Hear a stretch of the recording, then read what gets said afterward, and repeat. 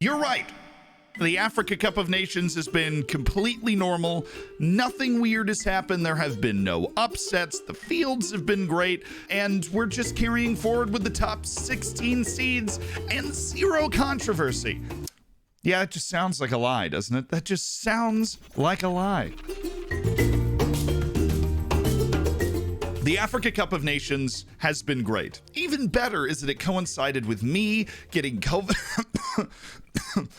Actually, I didn't do that on purpose, which makes that my favorite joke of the entire thing. I happened to get COVID for the first time right after the Africa Cup of Nations started. And so I have had the time to watch the whole thing because I couldn't do anything else. That in mind, I'm going to hit you with everything you need to know, get you ready for what's going on in the knockout stages so that you can be a part of the drama down to the end. Because my life goal is for you to not miss any of this awesome stuff that goes on in the international world outside of the sphere of whatever league you happen to pay attention to. But if I may just say, the Africa Cup of Nations did not start as something that I would even want to make a video about. It started as the single most boring tournament that's ever existed. In the first round of matches in the group stage, right? In this 24-team tournament, so 12 matches, 10 of them ended 1-0. 10 of the 12. 10! And one of the other two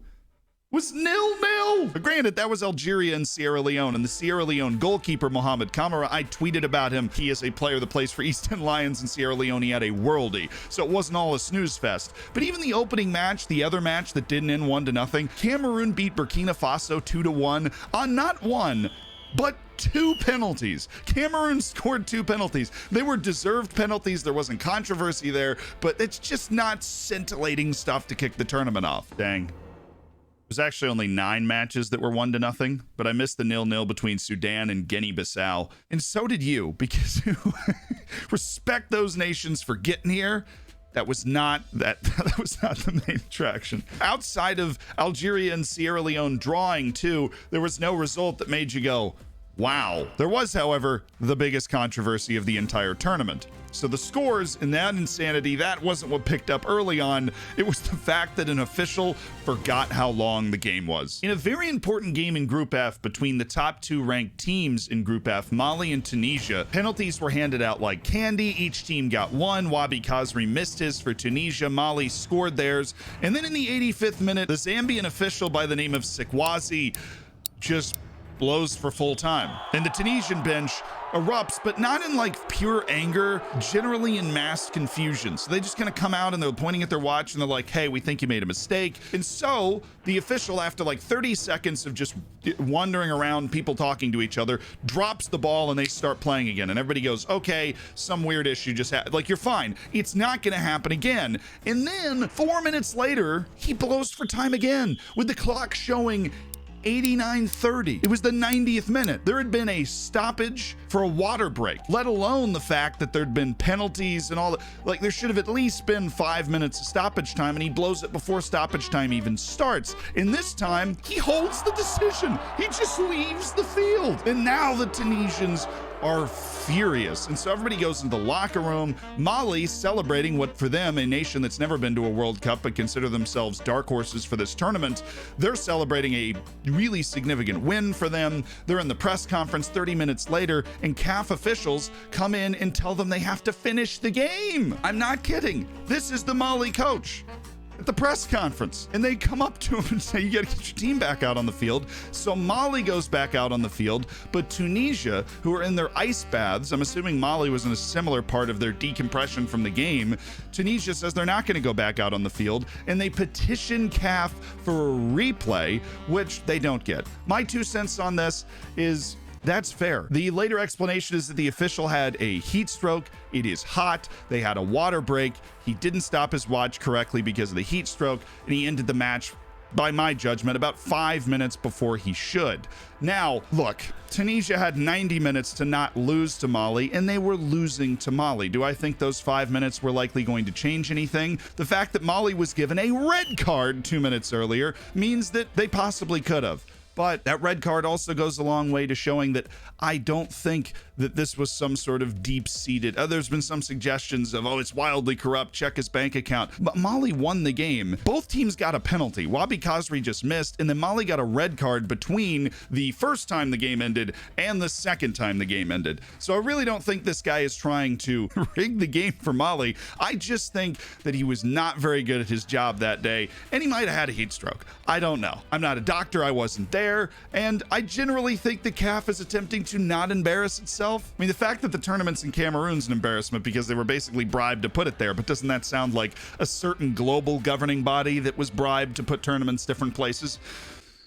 Anyways, after the first round of matches and not a lot of crazy results, the controversy kind of died down. The first goal of the second round was my signal that the insanity was going to begin, and that was when Ethiopia scored against Cameroon. They took the lead against Cameroon. Cameroon beat them 4-0, ended up just running away with it, but I believed for a moment, and that belief is what carried me forward. We started to see the heroes of this tournament emerge. We saw Malawi pick up a huge 3 points against Zimbabwe. Malawi, a country that had never been to the knockout stages of AFCON, that now had a very likely chance of at least finishing third in a place to qualify because of their 3 points. We saw Gabon, a team without Pierre-Emerick Aubameyang because he's suffering complications from COVID. They went on to draw Ghana. Things got a little spicy after that. Andre Ayew had this weird back and forth at the end of the match where he's sitting on the bench and he goes, "Everybody be calm." And the moment the final whistle goes, he just kind of dashes towards the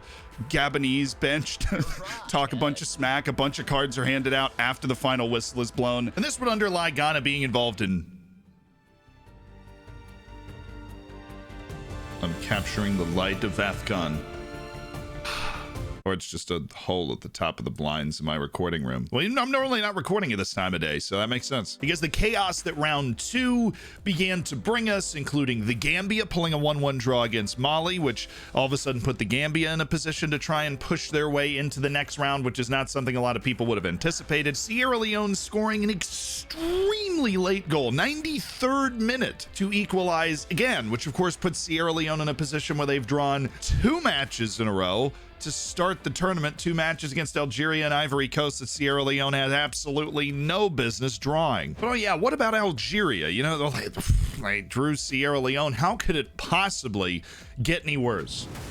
It got worse. Not only did Algeria not score again, this time playing Equatorial Guinea, the long-lost second cousin of Guinea, who actually has a chance to win the tournament. Equatorial Guinea had only been the Africa Cup of Nations twice. Now, to their credit, they've reached the knockout stages both times as the host. They reached the quarterfinals hosting in 2012 as a joint host with Gabon, and then in 2015 they hosted by themselves for some reason. They finished 4th. This is the first time they've qualified not hosting the tournament ever, and they beat Algeria. Obiang scored in the 70th minute. I'm going to be honest, I watched a good portion of this game, and it didn't look like Algeria was absolutely bossing Equatorial Guinea off the field. This win also put Equatorial Guinea in prime position to qualify for the next round, which brought about a final day that could only be described as catastrophic for 2 giants of the African continent, and one minnow, one literal physical minnow. But it brings us to day 3, or like match day 3 in the groups. The first group was settled fairly easily. Cameroon, then Burkina Faso, then Cape Verde, then Ethiopia. Everybody drew on the final day, so Ethiopia gets a point. The other 3 teams are definitely going to go through because each of them got at least 4, and the 4 best third place teams out of the 6 groups go through. And on 4 points, you're basically guaranteed to go through. So 3 teams we expected to compete, well, they're going to be competing in the round of 16. Group B, however, served up more interest and intrigue. Zimbabwe went into the final day with no chance to make it, so naturally they beat one of the teams that backs itself to do very well in this tournament, Guinea. What that did is allowed Senegal to somehow score 1 goal and finish first in the group. That's right, Senegal played the most boring tournament in the group stage in the history of tournaments. Unless a team played 3 0-0 draws, you cannot have possibly played a more boring 3 matches. Senegal did not allow a goal. It won 1 match and drew against vaunted Malawi in the final round. Credit to the defense, Kalidou Koulibaly, Edouard Mendy for keeping them out of the back of the net, but their only goal,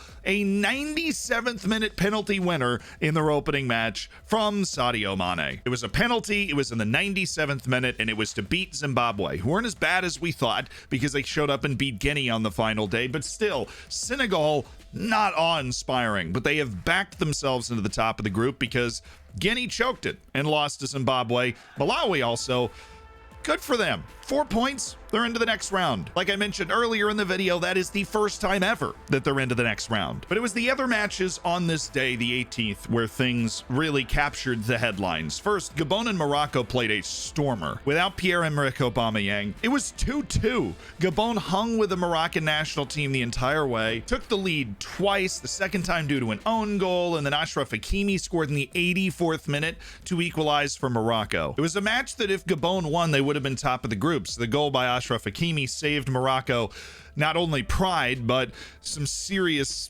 draw favor in the round of 16, right? You get an easier team to play against if you're a first seeded team. But as fun as that match was, nobody cared about it because in the other match, a team that just a couple of years ago was 180 something in the world, Comoros, a nation that you can't find on a map of Africa, largely because it's not in Africa. It's an island over here above Madagascar. Yes, those islands right there beat Ghana. For something like that to happen, you need a lot of things to go right. Ghana did have Andre Ayew get sent off fairly early in this match. He came bungling into the goalkeeper. The broadcast, like the announcer, didn't think it was a good call. Honestly, I thought it was a pretty good call. It's a seriously dangerous and reckless play. He's lucky he didn't hurt the goalkeeper on it. He came sliding in studs up on like what I would call a 60-40 ball in favor of the goalkeeper, kind of hit him in the arm. It was a wild looking play, but everything went right for Comoros. They scored early, then Andre Ayew gets sent off. But what amazed me is how hard Comoros made it at the end, because a man up and a goal up in the second half, I get up to go get water. And in the time that I'm getting water, Comoros scores and then concedes, and all of a sudden it's 2-1. When I sat down, I had to Google what order the goals were scored in because I left for 2 minutes. Literally 2 minutes. Then Thomas Partey sets up Jiku for a second Ghanaian goal. The weird thing is that Ghana actually has to win, so they're on the verge of coming back from down 2-0 to winning 3-2. Ghana is to put themselves into the knockout stages anyways, at which point Ghana's sending everybody forward. Comoros scores again. A team that had not scored in this tournament against Morocco or Gabon scored 3 goals against Ghana, gave itself all 3 points. Comoros had to win to have a chance, and they ended up being the last third place team to qualify for the knockouts, which means Comoros went from goalless loser of their first 2 matches to in the round of 16 because they managed to beat Ghana, who finished last in their group behind not only Gabon, but Comoros. Something that you honestly just have to look at to believe. Because there it is. The next day saw us Nigeria and Egypt cinch up what had to be the easiest group for them. Sudan ended up finishing third with 1 point because of their draw with Guinea-Bissau. They couldn't take any points from Egypt or Nigeria. That's no surprise there. So Egypt, Nigeria through, and basically a free open third place spot for the rest of the tournament was opened up because neither Sudan or Guinea-Bissau put up too much of a fight. They scored 1 goal combined. Mad respect for getting here. Obviously, it's great to be able to get there and represent your nation, but they just ended up being punchless to the end. Which brings us to the final day where there was heartbreak and chaos all over the place. We'll start with my boys from Sierra Leone, who got a brutal draw, right? Ivory Coast, Algeria, and Equatorial Guinea, all of which, including Equatorial Guinea, were much better than Sierra Leone historically. As we've covered, Equatorial Guinea got to the semifinals, they've gotten to the quarterfinals in their 2 previous appearances in the AFCON. They at least have some firepower. Sierra Leone hadn't been here in a long time. And by a long time, I mean since the year I was born. I was born in 1996. That's the last time Sierra Leone qualified for this tournament. They also made it in 1994. They have been attempting to play in it since 1968. So they have been around attempting to qualify for this thing forever. They are finally back on the stage. And then not only do they get back on the stage, they produce a draw against Ivory Coast and Algeria, and they still didn't make the next round, and I feel terrible for them because Equatorial Guinea shows up and wins again. 6 points for Equatorial Guinea in the group stage. They're unkillable. They've never been eliminated in the group stage, which means Algeria likely needs to win, at which point Algeria promptly goes out and loses, meaning the Desert Foxes and the reigning African champions featuring such talents as Riyad Mahrez are eliminated and finish below not only Equatorial Guinea, but also Sierra Leone, because Algeria only has 1 point. Ivory Coast made this pretty quick work too. Frank Kessie scored, Sangare scored. This is in the first half. There was a 3-0 lead for Ivory Coast in this game against Algeria. Now, Algeria is into the final round of African World Cup qualifying,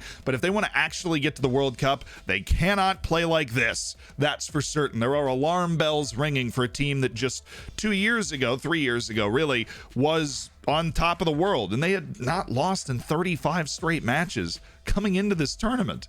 They lost twice, and they drew Sierra Leone and lost to Equatorial Guinea. Their position should have been secured before they were playing Ivory Coast in the last match. There's not a ton of shame in losing to the Ivorians, even though Ivory Coast is down. Ivory Coast is not in the final round of African World Cup qualifying, interesting to note, but they blew the doors off Algeria. So the group finished rather predictive, as everybody predicted, Ivory Coast, Equatorial Guinea, Sierra Leone, and Algeria, with the best defense of all being Equatorial Guinea, who allowed 1 goal in 3 matches in a 1-0 defeat to Ivory Coast. Then there was the final group, the group where the referee controversy had confused everybody, and that's where we got Mali producing a win against Mauritania to put them very safely with 7 points into the next round, and the Gambia just beating Tunisia, a Tunisian team that, seemingly unable to convert penalty kicks at any important point in their life, missed another one in the first half of the game against the Gambia, which is a glorified river. If you don't know what the Gambia looks like, this is it. It's a country that's essentially the banks of a river.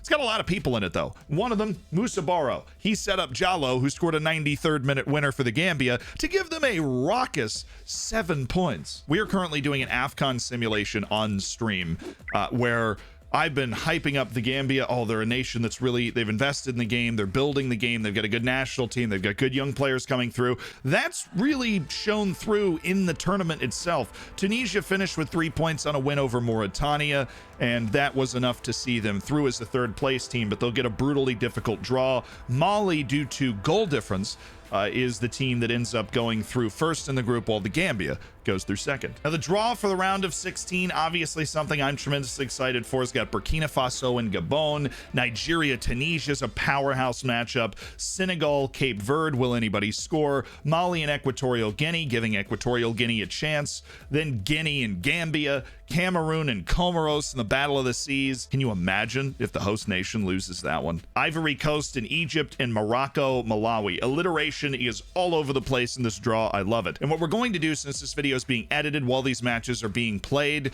is we're going to update them for you here. This is what's happened so far at the release of this video. If you want to watch the rest of AFCON, I highly recommend it. It's very entertaining. The drama is peak, and now you know the backstory so that you can enjoy the end of it. And that's the story of AFCON so far. I hope you enjoyed the video. Please do like and subscribe if you did, and I will see you on stream.